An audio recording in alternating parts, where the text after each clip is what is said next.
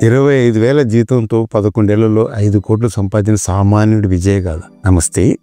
మీరు ఎప్పుడైనా ఆలోచించారా? నెలకు 25,000 జీతం సాధారణ జీవితం గడిపే వ్యక్తి కేవలం 11 సంవత్సరాలు 5 కోట్ల సంపదను ఎలా సాధించగలిగాడు? ఇది కల కాదు, నిజం. మీరు కూడా ఈ రియల్ స్టోరీ నుండి ఇన్స్పిరేషన్ పొంది మీ జీవితంలో గొప్ప మార్పులు తీసుకురావచ్చు. ఈరోజు మనం ఒక వ్యక్తి కథను తెలుసుకుందాం. అతను ఎలా సంపద సాధించాడు, సాధారణంగా ప్రజలు ఏ తప్పులు చేస్తారు, దీనివల్ల పేదరికంలోనే ఉంటారు. ఆ వ్యక్తి మార్గాన్ని అనుసరిస్తే మనం కూడా అలాంటి విజయం సాధించవచ్చు. ఇది విన్న తరువాత మీలో కూడా సంపద సృష్టించాలనే పట్టుదల కలుగుతుందని నా నమ్మకం. రండి ఈ ఇన్స్పిరేషనల్ కథలోకి వెళదాం. ఈ కథానాయకుడి పేరు మనం రామ్ అనుకుందాం. హైదరాబాద్ వాస్తవ్యుడు. 11 ఏళ్ల క్రితం 2013లో రామ్ ఒక ప్రైవేటు కంపెనీలో 25,000 రూపాయల జీతంలో చేరాడు. అందరిలాగే తను కూడా ఒక సాధారణ మధ్యతరగతి కుటుంబం నుండి వచ్చిన వాడే. వారసత్వంగా వచ్చిన ఆస్తులు లేవు, సొంత వ్యాపారం లేదు. కానీ అతనిలో ఒక బలమైన ఆకాంక్ష ఉండేది, ఆర్థిక స్వేచ్ఛను సాధించాలని. అతను ఆ అద్భుతాన్ని ఎలా సాధించాడు? రామ్ విజయం వెనక ఉన్న రహస్యాలు చాలా సులభమైనవి కానీ చాలా శక్తివంతమైనవి. అవేంటో ఇప్పుడు వివరంగా చూద్దాం. Aggressive savings.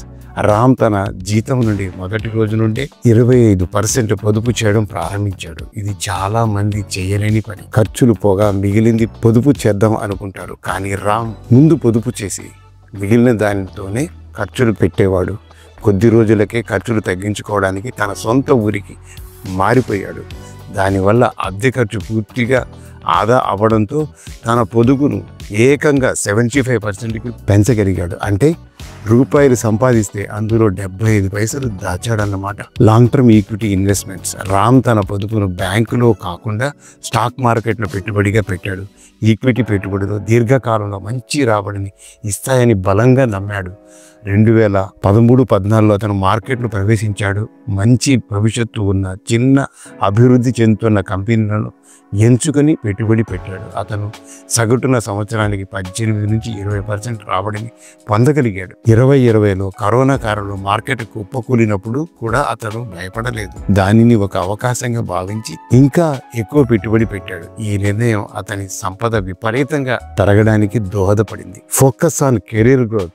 రామ్ కేవలం పొదుపు పెట్టుబడులపైనే ఆధారపడలేదు, తన ఆదాయాన్ని పెంచుకోవడం కూడా అంతే ముఖ్యమని గ్రహించాడు. అందుకే తన ఉద్యోగంలో నైపుణ్యాలను పెంచుకున్నాడు, కష్టపడి పనిచేశాడు. దీనివల్ల అతని జీతం క్రమంగా పెరుగుతూ వచ్చింది.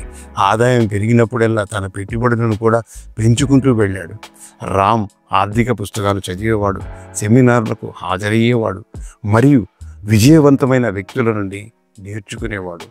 రిచ్ డాడ్ పూర్ డాడ్ వంటి పుస్తకాలు అతని ఆలోచన విధానాన్ని మార్చాయి. Avoiding unnecessary expenses. ఈ రోజుల్లో చాలా మంది యువత చేసే పొరపాటు తమ జీవన శైలిని అనవసరంగా పెంచుకోవడం. ఖరీదైన ఫోన్లు, బట్టలు, కార్లు అంటూ అప్పుల ఊబిలో కూరుకుపోతారు. కానీ రామ్ వీటన్నిటికీ దూరంగా ఉన్నాడు. అనవసరమైన ఏ వస్తువుపై కూడా డబ్బు వృధా చేయలేదు. Patience and long term vision. Ram రాత్రికి రాత్రి ధనవంతుడు కావాలని ఆశించలేదు. అతను చిన్న చిన్న లక్ష్యాలను నిర్దేశించుకొని వాటిని సాధించేందుకు కృషి చేశాడు. మార్కెట్ హెచ్చు తగ్గుల సమయంలో కూడా అతను పెట్టుబడులను కొనసాగించాడు. Mistakes people commit to remain poor. Ram విజయగాథ నుండి మనం నేర్చుకోవడంతో పాటు సాధారణంగా ప్రజలు చేసే ఆర్థిక తప్పులను కూడా తెలుసుకుందాం. ఖర్చులు పోగా ఏమీ మిగలడం లేదు అని చెప్పడం ఒక సాకు మాత్రమే. చిన్న మొత్తంతోనైనా పొదుపును అలవాటు చేసుకోకపోవడం అతి పెద్ద పొరపాటు. రామ్ మొదటి నుండి ఖర్చులు రాసుకునేవాడు. చాలా మందికి తాను డబ్బు ఎటుపోతుందో కూడా తెలియదు. ఒక స్పష్టమైన బడ్జెట్ మరియు ఆర్థిక లక్ష్యాలు లేకపోవడం వల్ల డబ్బును సరిగ్గా నిర్వహించాలి. క్రెడిట్ కార్డులు, వ్యక్తిగత రుణాలు వంటి అధిక వడ్డీ అప్పులలో కూరుకుపోవడం ఆర్థిక పతనానికి దారితీస్తుంది. అవసరం లేకపోయినా ఇతరులను చూసి వస్తువులను కొనడానికి అప్పులు చేయడం ప్రమాదకరం. పెట్టుబడి పెట్టడానికి భయపడడం వల్ల డబ్బులు బ్యాంక్ సేవింగ్స్ ఖాతాలో ఉంచడం వల్ల అది ద్రవ్యోల్బణం కారణంగా దాని విలువను కోల్పోతుంది. స్టాక్ మార్కెట్ వంటి వాటిలో పెట్టుబడి పెట్టడానికి భయపడడం వల్ల సంపద సృష్టించే అవకాశాన్ని కోల్పోతారు. ఆర్థిక అక్షరాస్యత లేకపోవడం వల్ల తప్పుడు నిర్ణయాలు తీసుకుంటారు.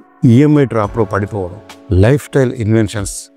జీతము పెరిగినప్పుడు ఖర్చు పెంచడం, ఇంకా చాలా టైం ఉంది అనుకోవడం, ఇన్వెస్ట్ చేయకపోవడం, ఆర్థిక లక్ష్యాలు లేకుండా బ్రతకడం, రిస్క్ వద్దు అనుకుని ఎఫ్డీలోనే పరిమితం కావడం. రామ్ను అనుసరిస్తే ఎవరైనా ఇది సాధించగలరా? Yes, it is possible. ఖచ్చితంగా సాధ్యం. రామ్ అనుసరించిన సూత్రాలు ఏ రాకెట్ సైన్స్ కాదు. ఎవరైనా తమ జీవితంలో వీటిని అనుసరించవచ్చు. అయితే దీనికి కొన్ని ముఖ్యమైన లక్షణాలు అవసరం.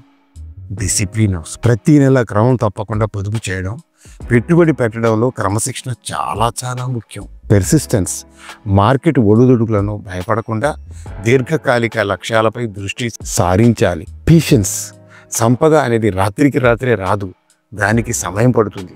ఓపికతో సంవత్సరాల తరబడి వేచి ఉండాలి. కంటిన్యూస్ లెర్నింగ్, ఆర్థిక విషయాల గురించి నిరంతరం నేర్చుకుంటూ తమ పరిజ్ఞానాన్ని పెంచుకోవాలి. మిత్రులారా, రామ్ కథ మనందరికీ ఒకటే చెబుతుంది: సంపద సృష్టించడానికి ధనవంతుల ఇంట్లో పుట్టాల్సిన అవసరం లేదు. ఉన్నతమైన చదువులు, పెద్ద పెద్ద ఉద్యోగాలే ఉండాల్సిన పని లేదు. సరైన ఆర్థిక ప్రణాళిక, క్రమశిక్షణ మరియు దీర్ఘకాలిక దృష్టి ఉంటే ఎవరైనా ఆర్థిక స్వేచ్ఛను సాధించవచ్చు. ఆర్థిక విషయాలను నేర్చుకోవడానికి సమయం కేటాయించాలి. సంపద రాత్రికి రాత్రి రాదు, కానీ స్థిరంగా కృషి చేస్తే తప్పక సాధ్యమవుతుంది. రామ్ కథ మనకు ఒక గొప్ప సందేశాన్ని ఇస్తుంది. సాధారణ జీవితం గడుస్తున్న క్రమశిక్షణ మరియు సరైన ఆలోచన విధానంలో అసాధారణ విజయాలు సాధించవచ్చు. నీవు కూడా రామ్ నుండి ప్రేరణ పొంది మీ ఆర్థిక లక్ష్యాలను సాధించుకో. చిన్న చిన్న అడుగులతో ప్రారంభించండి, కానీ ఆగకండి. ఈ వీడియో మీకు ఇన్స్పిరేషన్ ఇచ్చినట్లయితే లైక్ చేసి మీ స్నేహితులకు మరియు కుటుంబ సభ్యులతో షేర్ చేసి మా ఛానల్ని సబ్స్క్రైబ్ చేయండి. కామెంట్స్లో మీ ఆలోచనలకు తెలియచేయండి. మీరు ఎలాంటి ఆర్థిక లక్ష్యాలను సాధించాలనుకుంటున్నారు? ఆ దశలో ఇప్పటి వరకు ఆలోచించలేదా? వెంటనే టార్గెట్ ఫిగర్ నిర్ధారించుకోండి. మరిన్ని ఇలాంటి ఇన్స్పిరేషనల్ కథల కోసం బెల్ ఐకాన్ను క్లిక్ చేయండి. మన తెలుగు ప్రజల్లో కూడా ఆర్థిక చైతన్యం రావాలని కోరుకుందాం. Thanks for watching. జై హింద్, జై భారత్.